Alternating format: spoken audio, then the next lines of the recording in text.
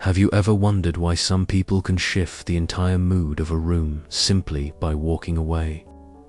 They don't raise their voice. They don't plead or argue. They just withdraw. And somehow, everything around them starts to shift.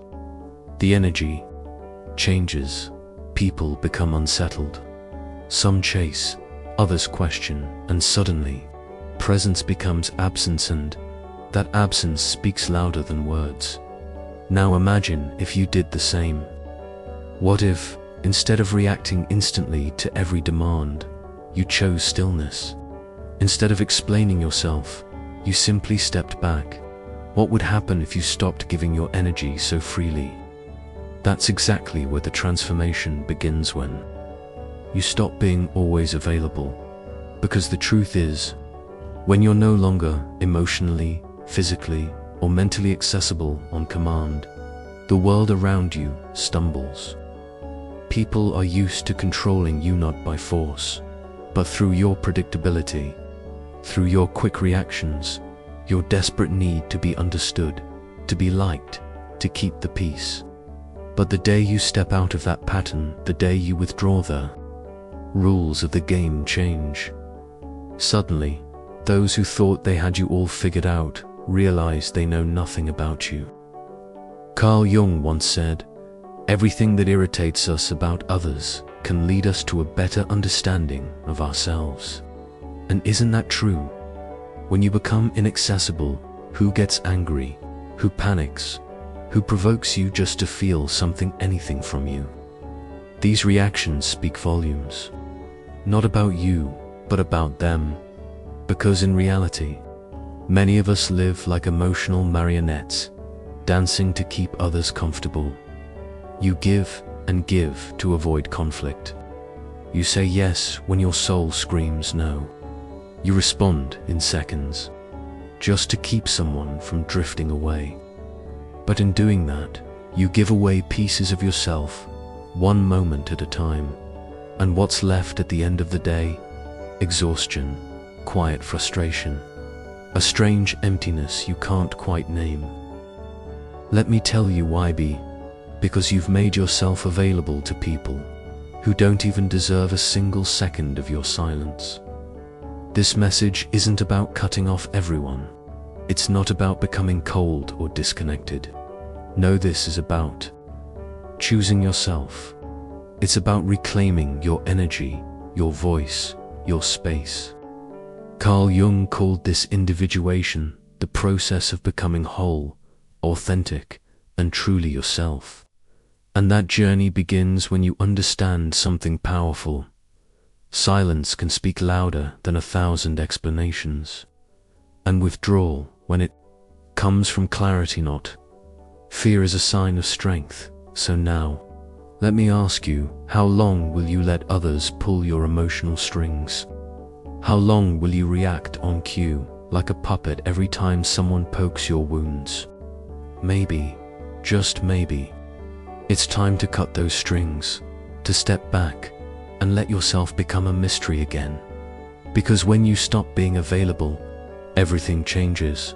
And this, right here, is the beginning of something deeper, something we'll explore on the next page. You see, we ended with a powerful realization. Being constantly available isn't a strength, it's a trap. And now, it's time to face that truth head on. Most people won't tell you this, at least not so directly, but your excessive availability isn't kindness, it's captivity. As long as you believe you must be emotionally present for everyone at any time, you will continue to be drained, used, and ultimately forgotten the moment you're no longer convenient. Why? Because predictability turns you into a utility. And people don't cherish tools, they use them. When you're always available, people don't see a person. They see a button, an emotional emergency switch. They push it when they feel lonely, insecure, or need validation. You give them your time, your energy, your words, and when they feel better, they put you back on the shelf, silently, casually, as if you were never more than a fix. but you don't realize it, because you've been caught in the illusion that giving more of yourself will eventually bring someone who will give just as much back, that your presence will earn theirs. Yet, that's not how it works. Carl Jung spoke of the persona, the mask we wear to be accepted, praised, loved. And it's exactly this mask that keeps you overly available. You smile while you're suffocating. You reply instantly even when your soul is exhausted. You over-explain, over-justify, and over-committing like you owe the world something for simply existing. But the truth is harsh and simple. The more you insert yourself into other people's lives, the more you vanish from your own. Constant availability is not compassion, it's a quiet form of self-abandonment. It's disguised approval-seeking, a desperate attempt to control how people see you, to avoid being rejected. And yet, that control has a cost, a heavy one. The price is your peace, your life force. Your psychic energy gets scattered across conversations, replies, explanations, distributed like it's limitless, but it's not. You are not a bottomless well of attention. You are not here to patch up everyone else's loneliness. And the cruel irony, the more present you are, the less people value you. Because what is too accessible becomes background noise. What is too abundant turns into something disposable. People don't treasure what they don't have to earn. No one respects what is. Always just there, waiting.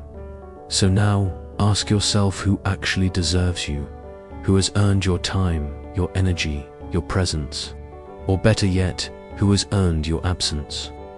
But before we can answer that honestly, we must first understand something deeper, something at the core of why we give so much, react so quickly, and find it so hard to say no. What is really driving that almost automatic urge to explain, please, and be available? The answer lies in what Carl Jung called psychic energy. And that is where we'll go next. Because your energy is all you have. And if you don't learn how to protect it, someone else will learn how to use it. Let's go deeper. Earlier, we uncovered a crucial truth. Your psychic energy is your most valuable asset. And if you don't guard it, others will exploit it. Now, let's go deeper into how this energy flows and leaks every single day. Carl Jung never saw the human psyche as some automatic machine that just reacts mindlessly to outside pressure. For him, the mind operates like a living energy system, where every thought, every emotion, every action draws from a finite inner source. The real question is, are you choosing where that energy goes, or are you letting the world decide for you? Every time you respond out of habit or impulse, you spend this psychic energy often on things that don't deserve a second of your attention. Think about it. When you defend yourself against criticism that doesn't even deserve a reaction. When you argue just to prove a point. When you bend over backwards to win the approval of someone who barely sees you. All of this depletes your inner strength, leaving you tired, anxious, and unfocused. And as Jung warned, what you resist persists. The more you react, the more you entangle yourself in battles you never needed to fight. People who feel emotionally drained aren't necessarily weak. They're just directing their energy in the wrong places. But what happens when you live in a constant state of exhaustion? You become vulnerable. And when you're vulnerable, you're not just tired, you become an easy target. People who manipulate, control, or exploit can sense it. They can tell you're wide open, that your energy has no guardrails, and they know exactly how to provoke a reaction from you. Jung emphasized that a healthy psyche is one that retains its energy within. This doesn't mean shutting down emotionally. It means knowing when to say no without guilt. It means knowing when silence is wisdom, not weakness. It means taking a moment to observe, instead of reacting out of impulse. Because real power doesn't lie in reacting, it lies in choosing when and how to respond. And that power only comes when you've come to know yourself deeply. When you recognize your own emotional reflexes and choose not to be ruled by them. Ask yourself, how many times have you lost sleep replaying a conversation you should have ended? How often have you wasted precious hours mentally debating something that no longer matters? These moments, these quiet spirals, are slow leaks in your energy system. You're feeding memories that should have faded long ago. You're keeping toxic patterns alive simply by responding to them. Psychic energy, when protected, becomes a kind of force field. It gives you presence, the kind of quiet strength that fills a room without a word. But when misused, it does the opposite. You become drained, reactive, emotionally exposed. And the world, quite frankly, has little mercy for those who offer themselves to freely. So begin observing your triggers. What makes you lose your composure? What kinds of words, tones, or actions pull you out of your center? These exact points, those sensitive little buttons, are where your energy leaks out. That's where the work begins. And no, the goal isn't to become cold or shut down. The goal is to become selective, to live with intention, and to reclaim the throne of your own inner world. Because now, we're about to uncover one of Jung's most profound insights, an idea that reshapes everything you think you know about power, purpose, and self-possession.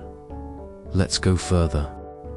Earlier, we saw how guarding your energy breaks the illusions others have about you, and that alone can make people uncomfortable. Because now, we step into a darker space, the silent territory of manipulation. In this next part, we'll explore how opportunistic people feed on your emotional openness, and why your unavailability disarms these patterns completely. You're about to recognize the faces of those who've been draining you for years, without you even knowing. You might think you're in control. You probably believe your reactions are deliberate choices, but the truth is often more unsettling. Most of your emotional responses aren't conscious, they're programmed, and people who understand this can manipulate you effortlessly. They don't need to shout or push. They simply know which buttons to press, the ones you've left unguarded, and you respond every time. Carl Jung described this as projection, a process where people push parts of themselves they can't face onto others. But there's another side to it, one we often overlook. While people project onto you, you become the receiver, the vessel for those projections. And the more emotionally open you are, the more you turn into a blank screen for their needs, insecurities, and unresolved pain. Don't think of that friend who only contacts you when things fall apart, or that partner who always needs rescuing, or the person who flatters you endlessly, but only while you're useful to them. It's not random. They aren't truly relating to you, they're interacting with the idea of you, the role you keep agreeing to play. And why do you play along? Because you're afraid of disappointing, afraid of rejection, afraid that if you say no, you'll be left behind. But manipulation doesn't always come wrapped in noise. Often, it hides in silence and guilt. You feel like you owe something, that you have to help, to give, to stay even when it's breaking you inside.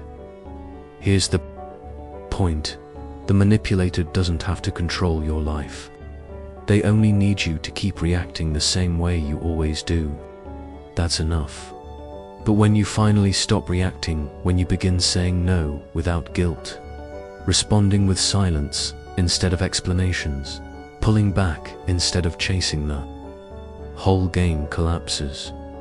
The projection falls apart. The mask they placed on you disappears. And now they're left unsettled because they can't define you anymore. Worse, they're forced to look at themselves. And not everyone is ready for that. Your unavailability becomes a threat. Why? Because it makes them face their own emptiness. Your silence reflects back the internal noise they've tried to avoid. And that's when they lash out, the criticism, the drama, the guilt-tripping.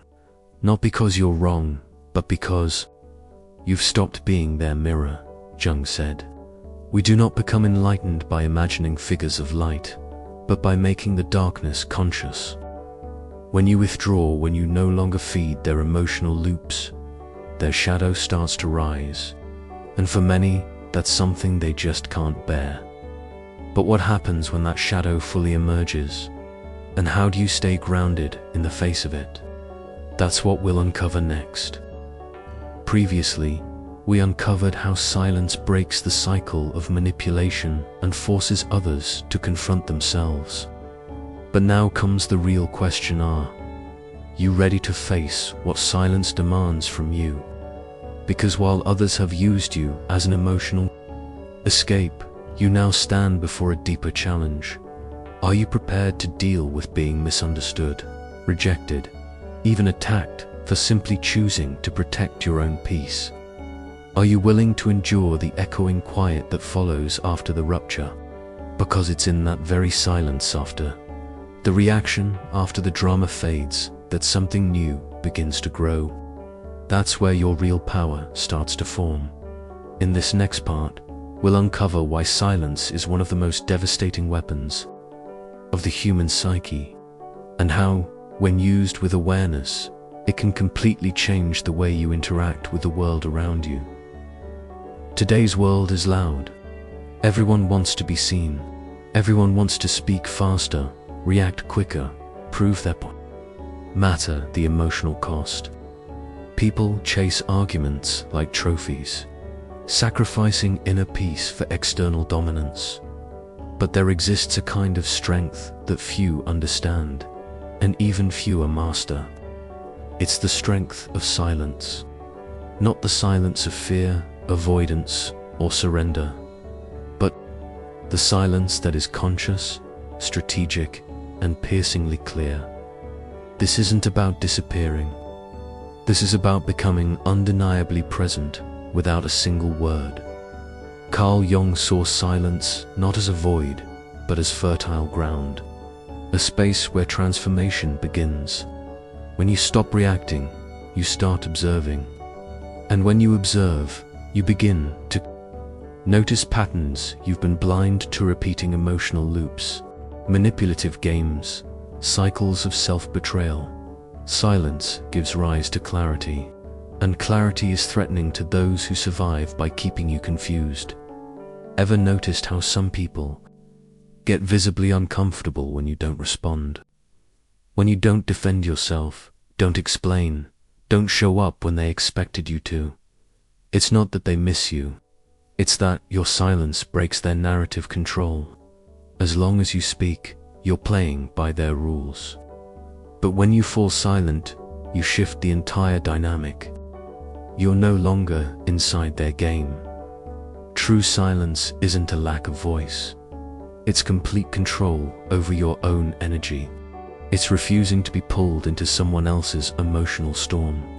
It's a decision to save your strength for battles that actually matter, Jung said. That individuation, the journey of becoming who you really are, requires this kind of detachment.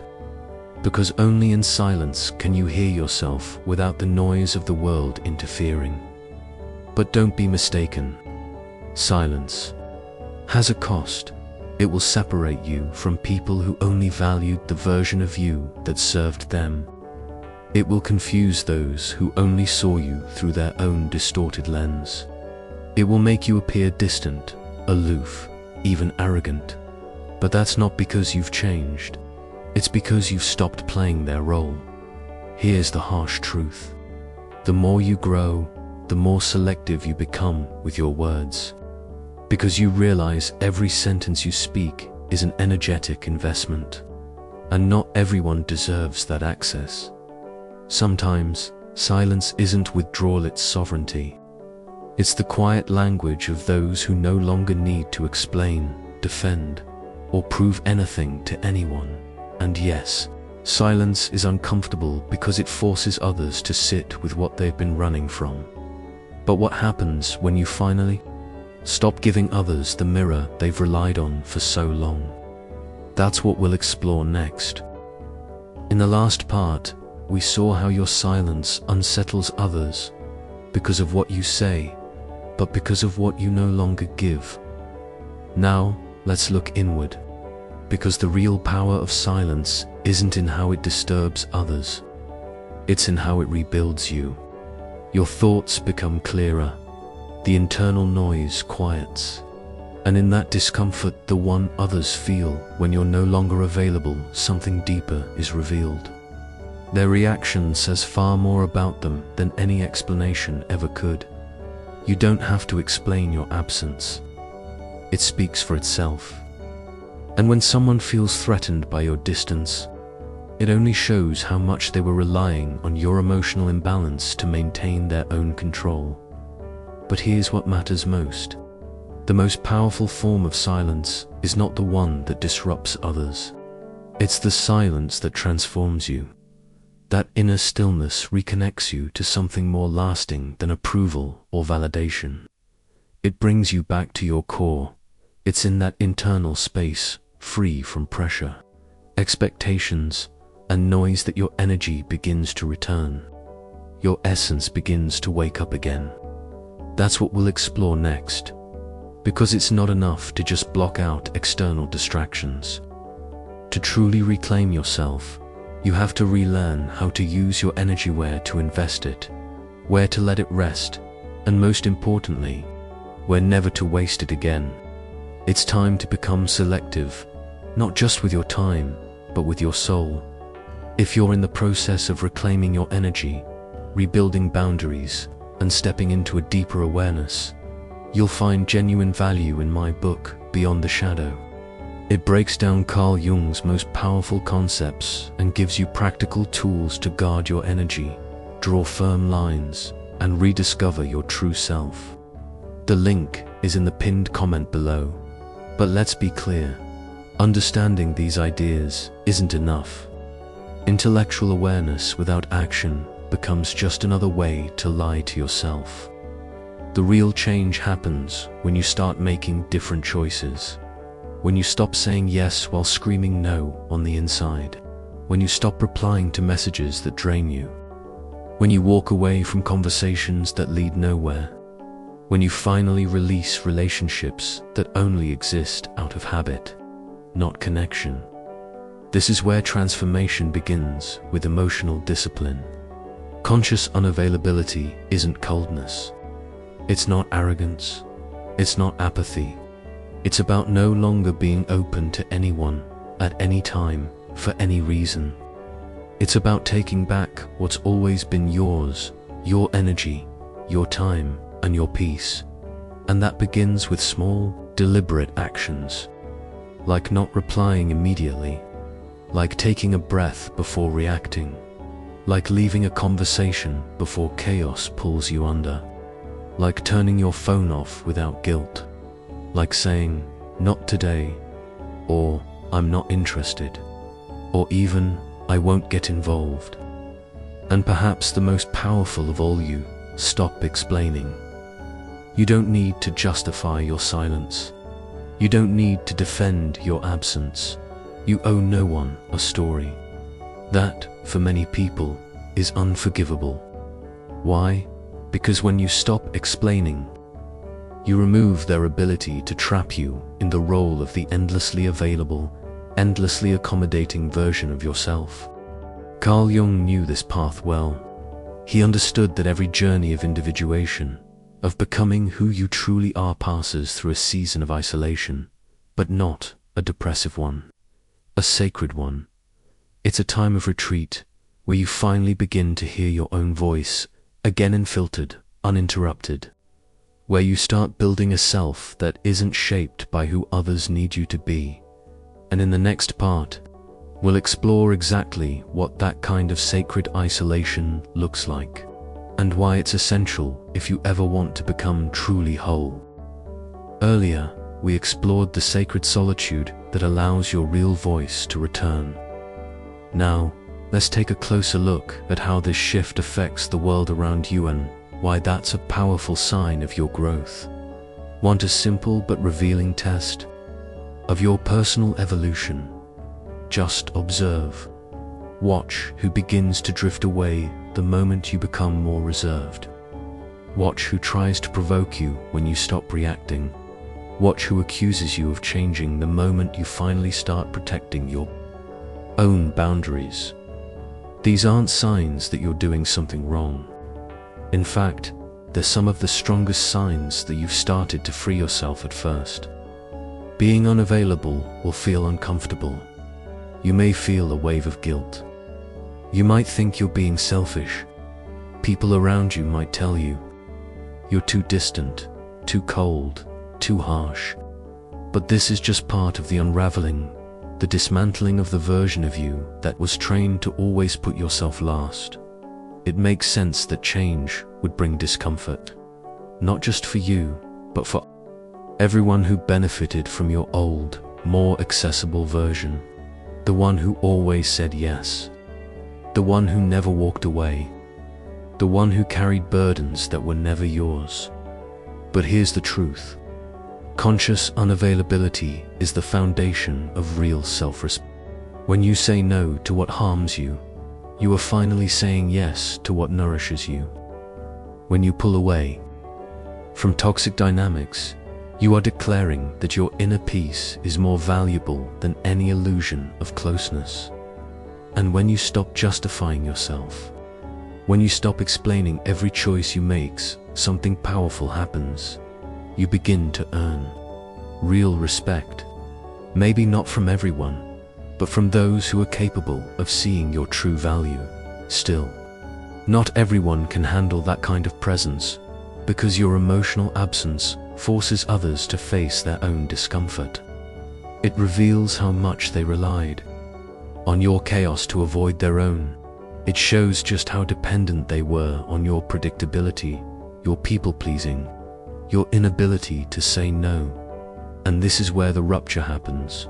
With rupture comes pain, the ache of loneliness, the sting of distance, the heavy feeling that you're losing something or someone. But in truth, you're not losing, you're liberating. You're not breaking down, you're breaking free.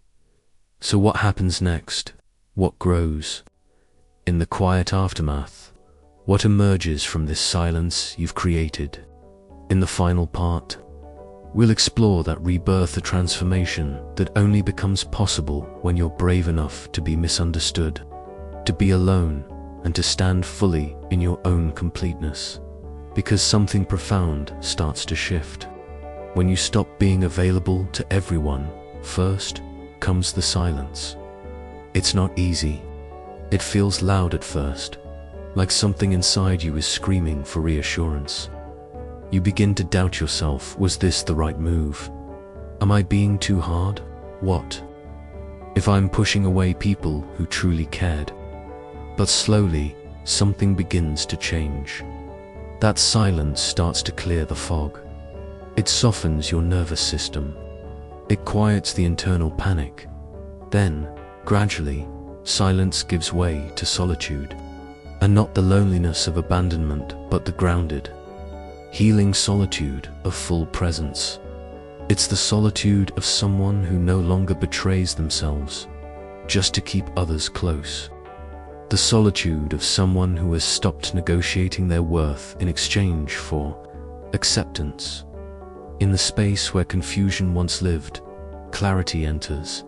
Where anxiety once ruled, peace begins to bloom. And where neediness used to control you, a new kind of strength begins to rise. The strength of being whole within yourself. Carl Jung spoke of this as individuation, the lifelong process of becoming truly yourself. And he made it clear, to do this, you must separate from the collective. You must step away from the roles, the masks, the performances. You must walk alone for a time. And that's exactly what you're doing now. But what does this journey look like as you keep going? And how do you stay centered while the world around you keeps pulling for your old self? That's what we'll uncover next. After walking through the solitude of self-reconnection, one truth becomes clear. When you decide to become unavailable, you're not escaping the world, you're finally returning to yourself. This is the turning point. The moment you stop reacting to everything around you and begin creating your inner world with intention. You're no longer just a product of your circumstances. You become the sculptor of your own reality, shaping it, not through noise, but through quiet power. And here's what you'll notice. Some people will grow deeply uncomfortable with your absence. But that discomfort isn't about missing you. It's about missing the role you used to play, the fixer, the caretaker, the ever-available presence. When you step out of that role, they don't know how to relate to the real you. And while that might sting, it's also incredibly freeing. Yes, you'll lose people, but you'll finally find yourself. You'll walk away from places that once felt familiar, but you'll rediscover parts of your soul that you forgot existed. You'll be misunderstood, judged, even labeled, but for the first time, you'll begin to feel a quiet respect. Maybe not from everyone, but from those who matter, including yourself.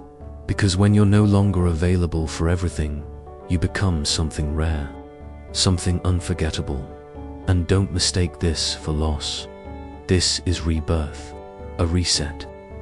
The beginning of a life where you are no longer willing to accept emotional scraps, psychological manipulation, or hollow connections disguised as love.